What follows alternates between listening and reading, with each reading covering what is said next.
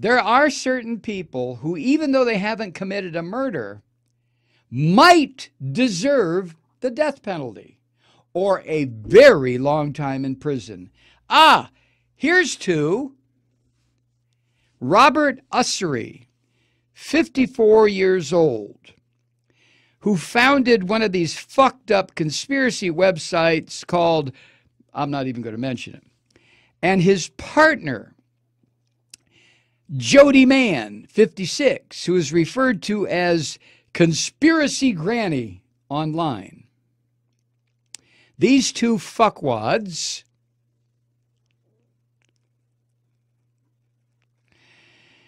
were arrested Monday night at First Baptist Church in Sutherland Springs, the site of the slaughter that occurred in that church.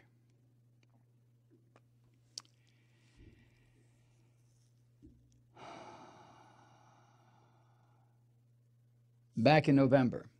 And the reason these two assholes were arrested, they're two of those people who say mass shootings like that never happen, that it's all done by actors. So they were arrested at First Baptist Church, where this slaughter took place, after the church's pastor, and you'll remember, his daughter was one of the people killed, after the church's pastor accused these two fucks of repeatedly harassing the community. The Wilson County Sheriff's Office in Texas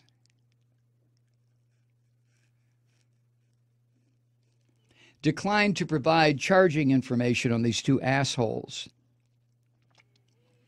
The man, Robert Ussery, according to the pastor, Frank Pomeroy, quote, continually yelled and screamed and hollered and told me he was going to hang me from a tree and pee on me while I'm hanging. This man's daughter was murdered.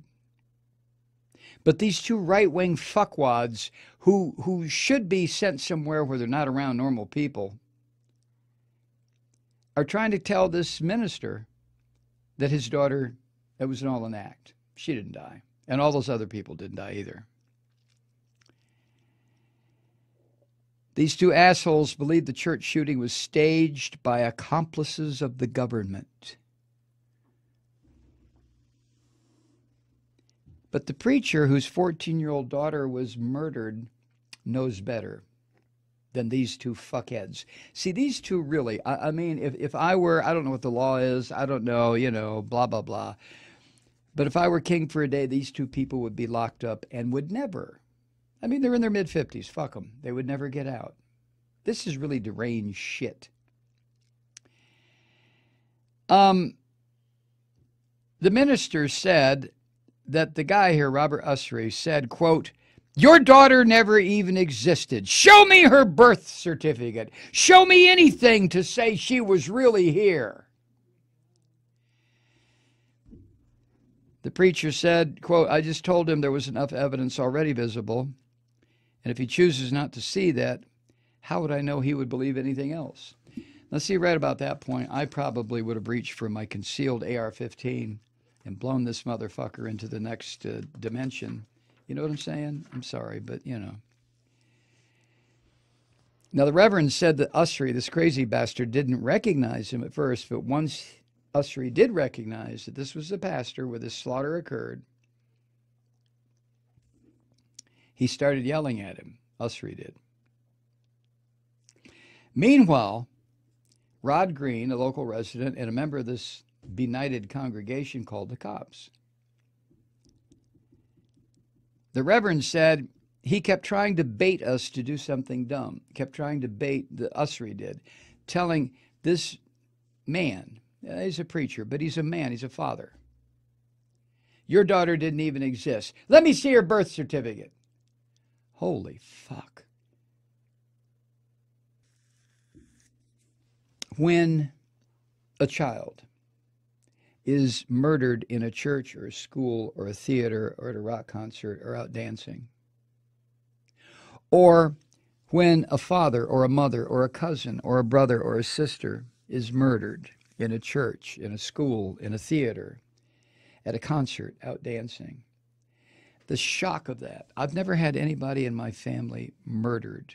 I've had a number of my people in my family die. I am familiar with death, but I'm not familiar with murder. But I've often thought about how would I react. You can't do this little game, but I've tried it. How would I react if someone killed a member of my family and then someone else approached me and said, your son, your daughter, your wife never existed. Show me her birth certificate. And I've honestly wondered how I would react to that. Just saying that, I can feel that rage inside of me that, I've become very familiar with over the course of my life. I know it's there. That's why I spent all those years in therapy. But it's still there. And in a situation like that, I just, somebody would say to me that my dead son or my dead daughter or my dead mom or wife or whoever, that it was all a fucking trick by the Department of Homeland Security. These people are insane. Now, I know what you're thinking. Malloy, why are you wasting all this time on this? These people don't even matter. The fuck they don't. Because these people are cancer cells. They are metastatic cancer cells. Metastatic or metastatic? How do you say it, Kathy? Hey, Kathy. You going to sleep? Huh? I guess it's metastatic. My producer's falling asleep out there. But these people are like cancer cells, and they should be removed. Just like, we have very primitive ways of treating cancer right now. We either poison it, or we burn it, or we cut it. Those are the only three ways we have right now, standard ways to treat cancer. There are new ways on the horizon, which is a blessing. But these vermin, these kind of people, not the killers themselves, as sick as this might sound, it's not sick, it's rational. You can find, with someone who commits a murder, you can usually find, you find the motivation. Whether the motivation or the motive is something that you and I agree with is immaterial, totally immaterial. It's what motivated that person to commit that murder. What motivates somebody to come around to the survivors of a mass killing and tell the relatives it never happened? That is a fucked up person.